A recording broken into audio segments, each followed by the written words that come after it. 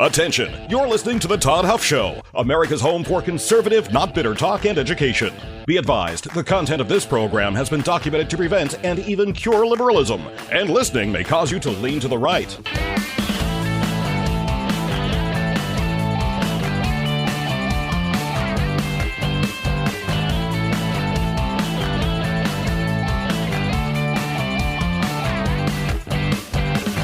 And now, coming to you from the Full Suite Wealth Studios, here's your conservative but not bitter host, Todd Huff. Well, that is right, my friends. Conservative, not bitter indeed. It's a pleasure to be here today. Thank you for joining us. Hope you had a nice weekend. We did as well.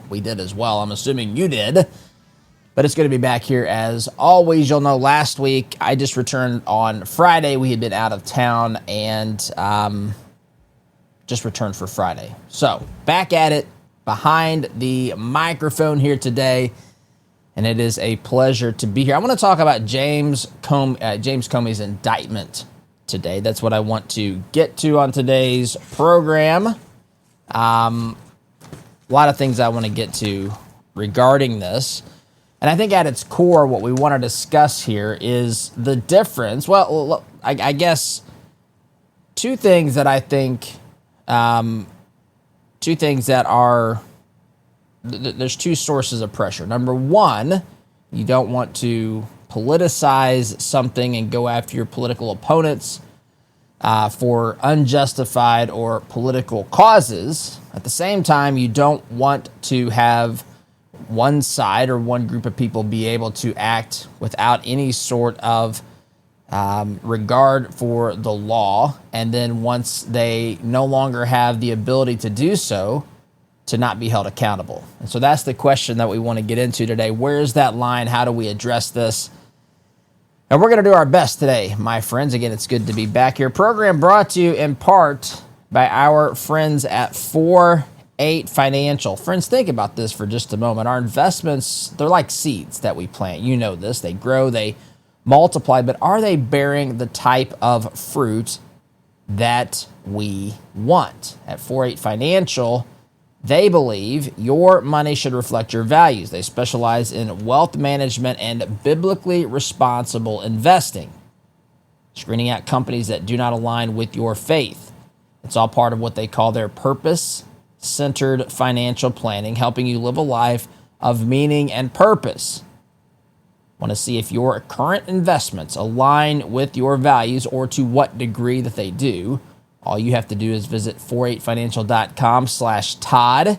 That's 48financial.com/Todd. 48 Financial, they're here to worry about your money so that you do not have to. All right. So, that being said, my friends, James Comey has been indicted. He's been indicted on 2 counts. One is a false statement to Congress. The other is obstruction of a congressional proceeding. The basis for these charges is a 2020 Senate testimony where James Comey denied authorizing anyone at the FBI to be an anonymous source. Prosecutors have found or alleged that this was false and designed to impede the hearing. And so this went to a grand jury. Now let's talk about a grand jury for a moment, because this is important. So Congress, the framers, the founders, the people who helped build this country were smart enough to understand that this political abuses could happen in a country. Of course, I would maintain it's probably part of human nature.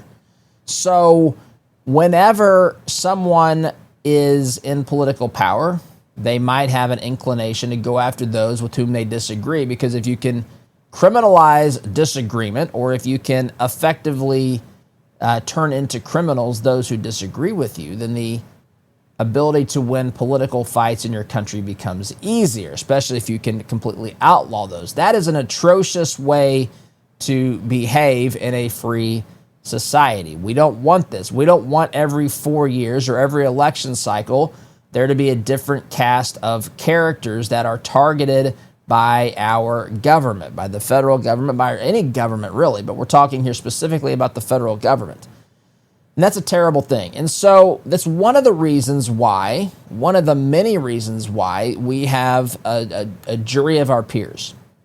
In fact, I've seen, and it's comical, I saw one guy do a video where he talked about being on a jury. And he said something like, what do you want me to be on a jury for, man? I'm working 40 hours a week down at the local grocery store or wherever he was working. You want me to get into a group of 12 people with a banker, with a housewife, with someone who's a blue-collar worker, some white-collar workers, some retired folks, and you want me to decide if some random guy is guilty of a crime? No, man. I mean, I don't know what I'm doing.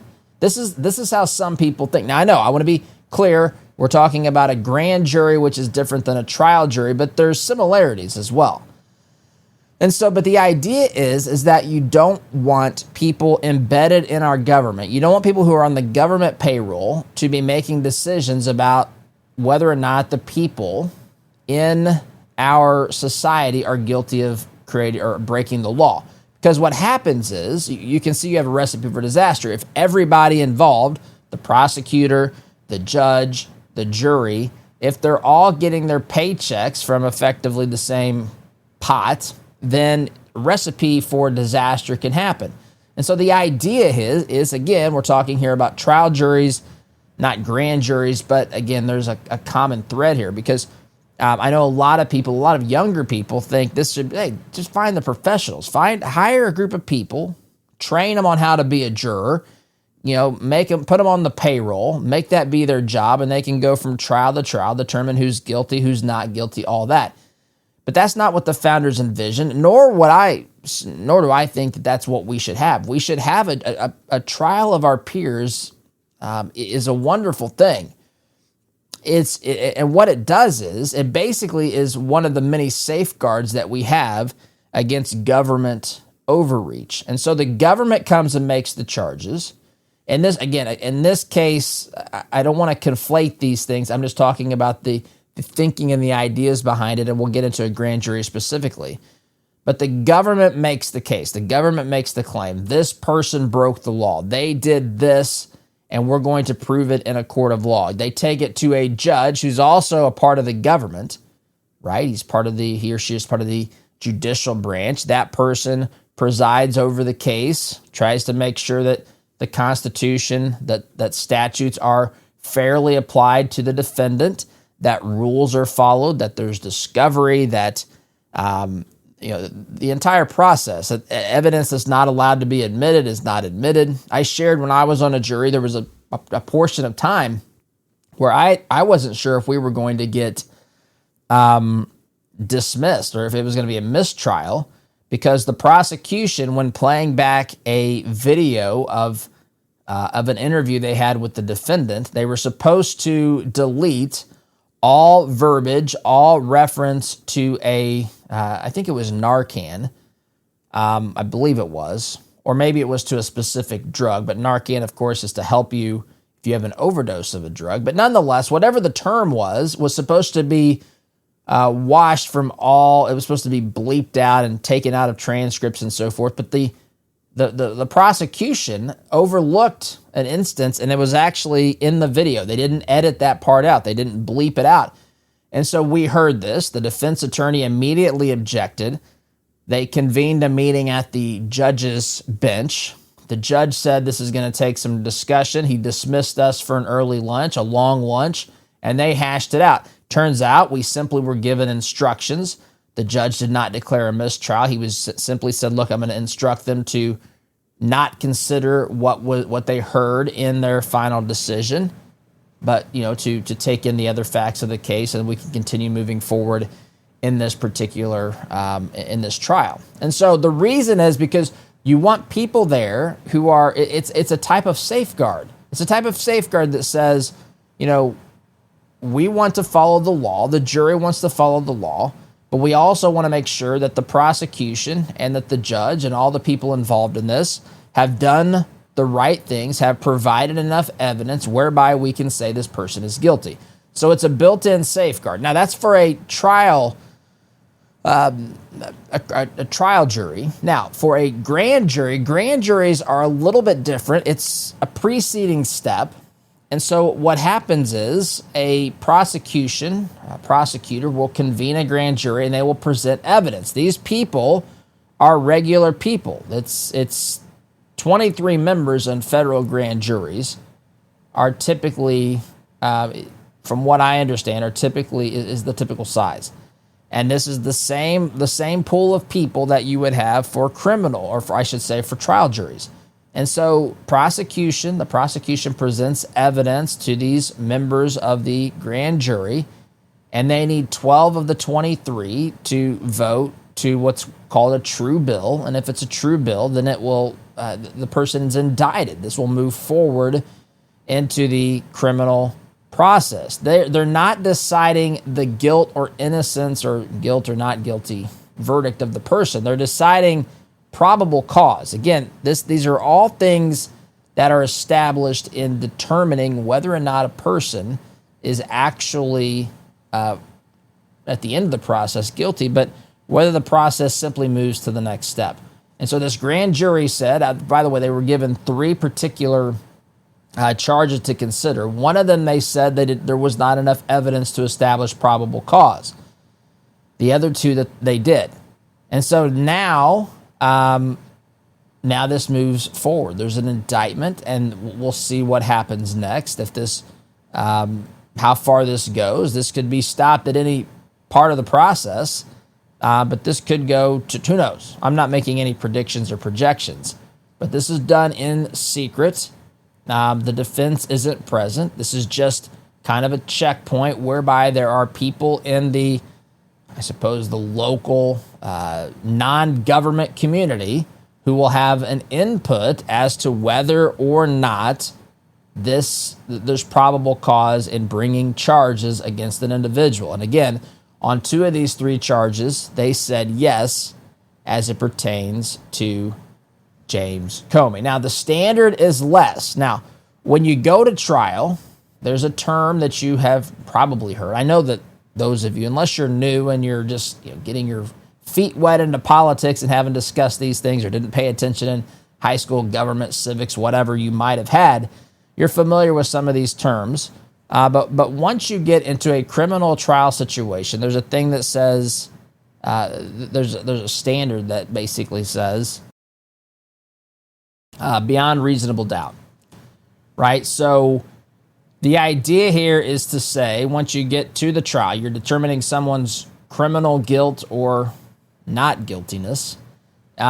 You decide if there's basically any other logical explanation other than the case presented by the prosecution. And so the idea isn't to sit there at the end of hearing the testimony and to say, well, I listened to the defense, I listened to the prosecution, I think the prosecution's right. That's not the idea. In fact, some people say you have to be 90+% certain that the case presented by the prosecution is really what happened. And effectively what you're doing is saying, is there any other logical explanation that can be used to determine whether or not this person is guilty? Now, that's the level of required scrutiny required for you to cast a guilty verdict. Now, you're to presume that they're not guilty. Your presumption is not guilty until you've heard enough evidence to where they're guilty. That is different from a grand jury.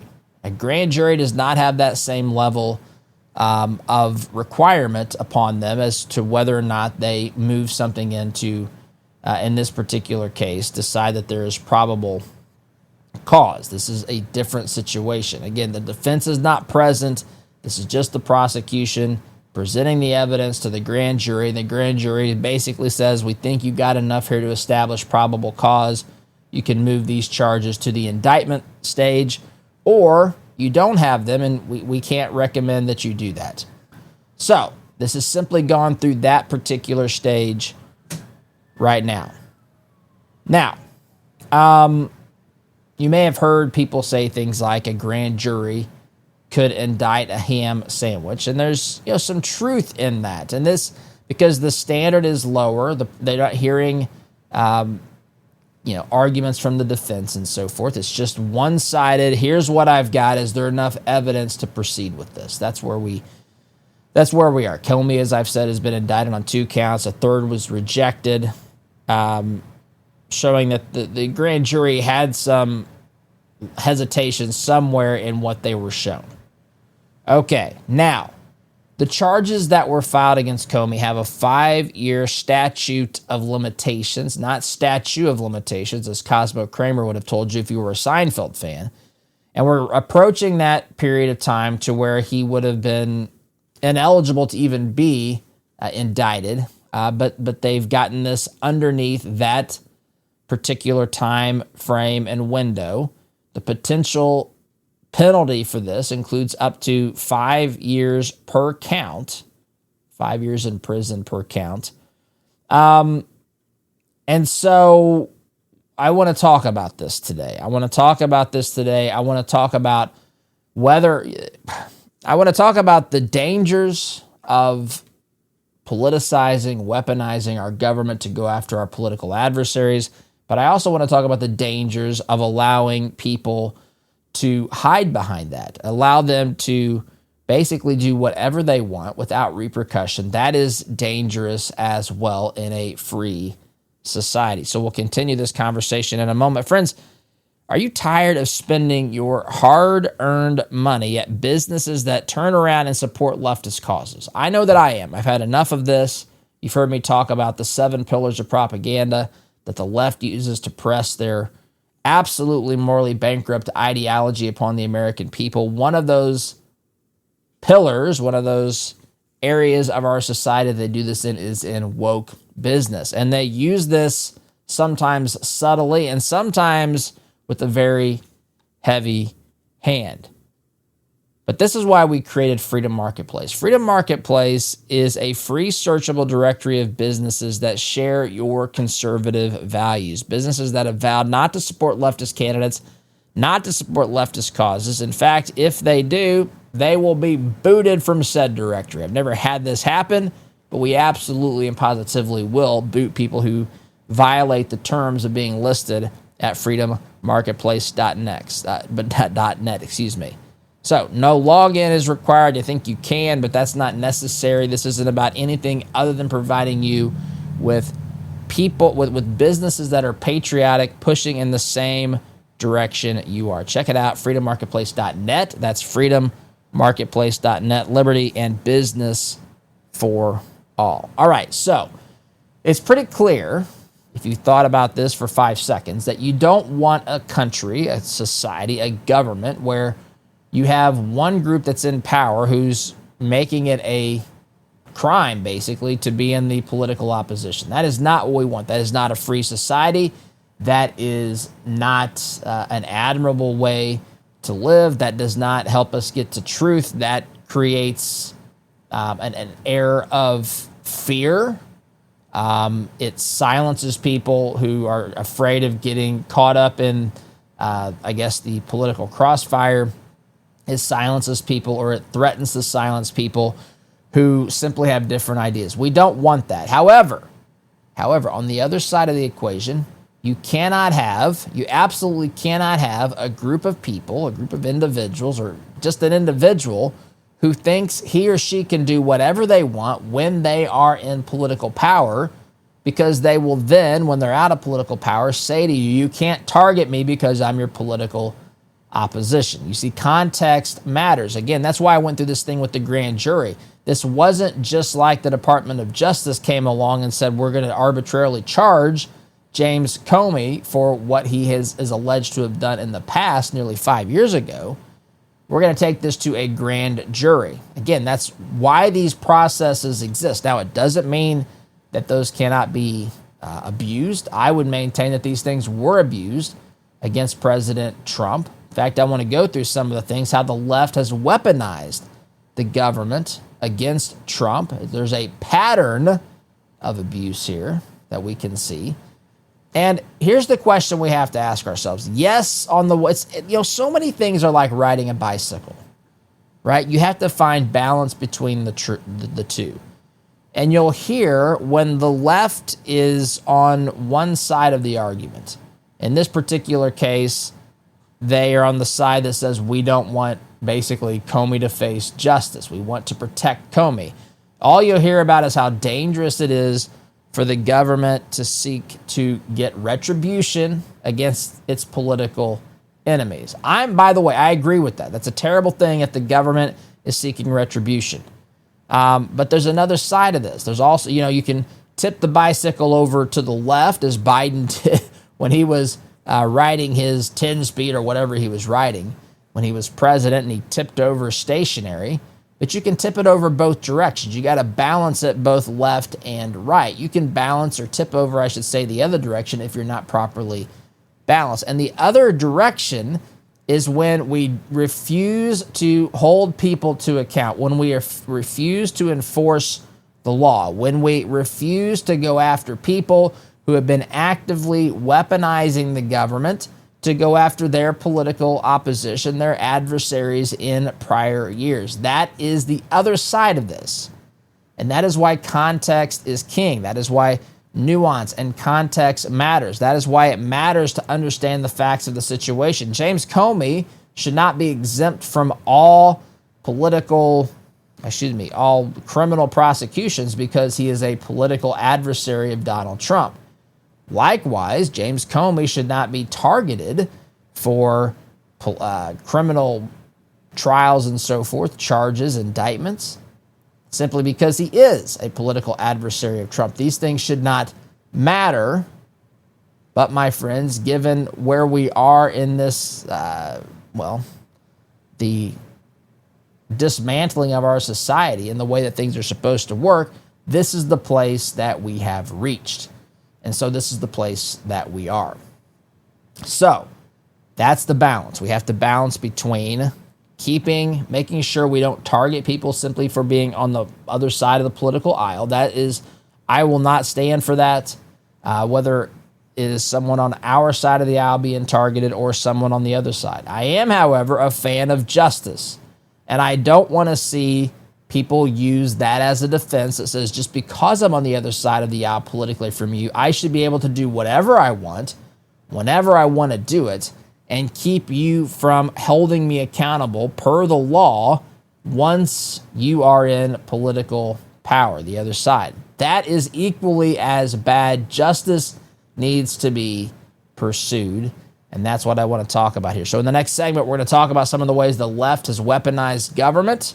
You'll see a pattern of abuse. Many of these things you know. Some of these things might jar some things back into memory, but you get the idea. But I've got to take a time out. In the meantime, my friends, sit tight. You are listening here to the home of conservative, not bitter talk. I'm your host, Todd Huff. Back in just a minute. Welcome back, my friends. Talking about James Comey's indictments here today. Before I get too much further down that path, let me remind you here that, of those folks that you've seen out there, you've noticed some families, they have a plan to deal with anything that lasts for generations. That's not by accident, my friends. Full Suite Wealth works with people who want to make sure that their wealth will make a difference for years to come, for generations to come. Their team brings together high-level investment strategies like private equity, private credit, and option strategies with expert legal guidance. It's all about making sure your vision becomes a reality for the people you love today and tomorrow. If you're looking to do more than just manage your money, if you want to leave a mark and build something lasting, take a look at Full Suite Wealth. FullSuiteWealth.com is the website. Jason and his team will take great care of you, very skilled, and have a wide variety of ways that they can help you as you look to build your legacy and secure your future with Full Suite Wealth. If you go there, by the way, if you reach out to them, let them know you heard about them here on the Todd Huff Show. By the way, I want to say this too. We here at the Todd Huff Show, we do our level best to find businesses, partners, sponsors that you can benefit from. Now, I know not everybody can benefit from every sponsor, but we try to find people that we think can provide you with a product, a service, some value, some things that we think you would be interested in knowing about. And so those are the folks that make this program possible. If you can support those advertisers, those sponsors, those partners, I encourage you to do so. Full Suite Wealth is just one of them. In fact, we're coming to you from the Full Suite Wealth studios that you would have heard mentioned at the top of the program if you heard it from the beginning. Anyway, my friends, so let's get back to this. Let's get back to talking about Comey here. Let's get back to talking about these indictments. And there's really questions here, right? Should political elites, should people on the left, either side of the aisle, but in this case, I know Comey, they say, is a Republican. Comey is as anti-Trump as they get. Comey is someone who is interested in the uniparty. I don't know that Comey's a leftist, but he's a lover of big government. There's no doubt about that. But should people like Comey be able to avoid being held accountable? Or should they be held to the same standard as the average American, as you or I would be held? That's the question. And is it revenge? Is it political retribution to hold someone accountable who actually committed an alleged crime? That's the question here. I mean, that at its core would be no, right? I mean, the context matters. It's not revenge if you're basically enforcing the law. It is if you're misapplying the law. It is if you're making laws up, as they did against Trump, and prosecuting someone for the first time ever, as they did with Trump, with some sort of a concoction as to how he broke the law. That's not what's happening here. This is pretty straightforward. In fact, I can explain, the average conservative, the average person can explain to you what Comey is alleged to have done wrong here much more easily than the average person can explain what Trump did wrong and some of his legal shenanigans that he's had to deal with. All right, but before the break, I'd mentioned that the left has weaponized the government for some time. You'll see that there's a pattern of abuse, as Michael Scott would say, during the that's one of my favorite offices, the deposition. There's a pattern. He has to have mnemonic devices to remember words that he wants to say. Pat took a turn, he said. Don't ask me how that made him remember it, but there's a pattern of abuse here. Pattern of abuse. Let's go through some of these. Some of these go back 15 years or so. In fact, this first one does IRS targeting, 2010 to 2013. The Tea Party groups, remember Tea Party groups, they were flagged for extra security. This is Lois Lerner. IRS admitted wrongdoing in a 2017 settlement. Tea Party groups, conservative groups were targeted, were flagged for extra scrutiny. I might have said security. Scrutiny is what I meant to say. And this was admitted finally in 2017. They were targeted because they were conservative. Crossfire Hurricane. Now we're getting into the Trump era. 2016, that's when the FBI used Clinton-funded Steele dossier. Oh, yes, the Steele dossier. Russia, collusion, delusion. They used this for FISA warrants on Trump aide Carter Page. The Inspector General found 17 errors and or omissions from this. So they used this dossier to effectively spy, Trump said, to phone tap his campaign, I should say. Good old Clinton emails. Hillary Clinton's emails back prior to the 2016 election. James Comey at the time, FBI Director James Comey, admitted, remember this? I remember talking about this. This program started in 2015, so this wasn't long into this program's existence when I had to talk about Clinton email servers. That's when I told you that Hillary Clinton thought that it was safe to house a server in her bathroom. She thought that the four walls and the door that locked around that server acted as a firewall. And all the crazy things that came from that. But Comey said of Hillary that she acted extremely careless. But the Department of Justice said they weren't going to press charges. You remember this came out just a few weeks before the election. It was all kind of a mess back then. But Comey came out and said she acted extremely carelessly, but that she that didn't warrant charges to be filed. There's a term. I'm drawing a blank on the term, It'll come to me in a moment. But basically, that was what Comey concluded, siding with Hillary and actually doing something that hadn't been done, which is go to the podium and explain why charges were not brought against somebody. Then, of course, we had the Russian collusion probe. This consumed Trump's, well, you could say his entire presidency, but definitely the first couple of years. Mueller later found that there was no conspiracy. That entire thing, I never from day one understood why somebody would have ever believed that story, that Trump got on an airplane and went to the Kremlin. I mean, this is how I envision it anyway, but whether the specifics are what they allege, this is the generally what the argument was, that Trump called up or visited with Putin and had him get some of his best social media marketers to effectively convince or to trick Hillary voters on social media platforms like Twitter at the time, like Pokemon Go, to trick them into believing that they should vote for Trump instead of Hillary. It's just preposterous. I mean, just the whole thing was just idiotic. As I said before, if a marketing firm was that effective at getting results, they would be hired by people all over. They could charge whatever price they wanted. And by the way, the last step of any conspiracy is not a media campaign. It's not an advertising blitz. But anyway, that's out there as well, where they use this to weaponize against the Trump administration. What about Hunter Biden's laptop? Remember when there were 51, not just 1 or 2 or 5, but 51 so-called intelligence experts, intelligence officials in the weeks leading up to the 2020 election. You see a pattern here? You see a pattern where there's evidence of wrongdoing by a candidate in the case of Hillary, or by the candidate's son, that could potentially implicate the candidate himself, Joe Biden, in 2020. You see this. And then you have people step in at the last minute from within the government or those who have government credentials who assure the rest of us that Hillary didn't do anything wrong and that Hunter Biden didn't do anything wrong. In fact, the 51 intelligence experts told us that it was most likely Russian disinformation, misinformation.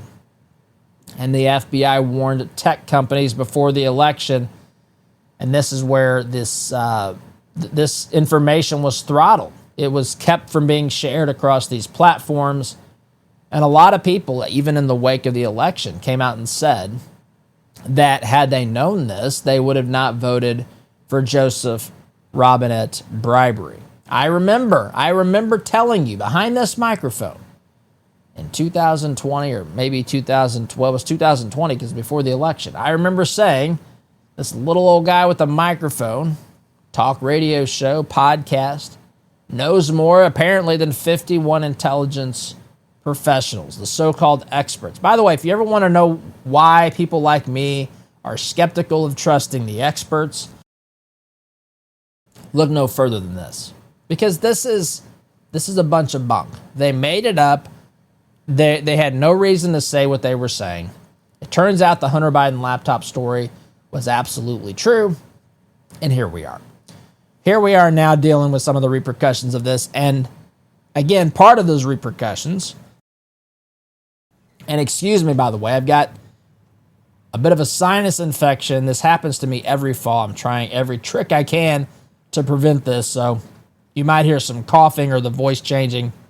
Anyway, the Hunter Biden laptop story is another example. I'm up against the clock here, my friends. I'm out of time in this segment. Sit tight. We'll continue on the other side of the break. You're listening to Conservative Not Better Talk. I'm your host, Todd Huff. Back in just a minute. Welcome back, my friends. Third and final segment of this, the Todd Huff Show. It's good to be back here on this Monday. Friends, I want to tell you really quickly, too, if you're concerned about cholesterol, if you're concerned about heart health, consider taking Salty. Salty is an all-natural, clinically proven way to lower your cholesterol. It's been proven to be good for your heart, and it's something that, again, science has spoken on here. Science has spoken on and told us that Salty is safe and it is effective. It's all natural. It's not a drug. You don't have to go to your doctor. Again, I'm not against the doctor. I'm against the doctor every time there's a sniffle, but, you know, there's a time to go to the doctor. this is a good first step. It's very affordable. Solty.com is the website. I take the product. You can as well. Solty.com, SOLTEA. Promo code Todd gets you what? Free shipping and 50% off. That's a heck of a deal, my friends. 50% off your first purchase. As I said, it's already quite affordable. The discount makes it even more so. Solty.com, SOLTEA. Promo code Todd. All right, I got a little to catch up on here before we get to the end of the program today. One thing I didn't mention before in the last segment because of time constraints, big tech censorship back from 2020 to 2022. The White House pressured, we know this now, the Biden administration, President bribery and his auto pen and people on his staff pressured Facebook and Twitter to suppress what they considered to be misinformation. Just let this sink in. You want to talk about a real violation against the First Amendment, against your rights to speak your mind in a public forum like Facebook or Twitter or whatever, X, whatever it was called back then. This is it. This isn't Biden just complaining about some of the things said about him on Facebook. This isn't like Trump saying the media's fake news. This is actually using the powers and the force of the government to tell a private company to silence people, to silence certain opinions that they don't politically agree with. This is at the heart of the sort of things that the founders wanted to prevent when they penned the First Amendment.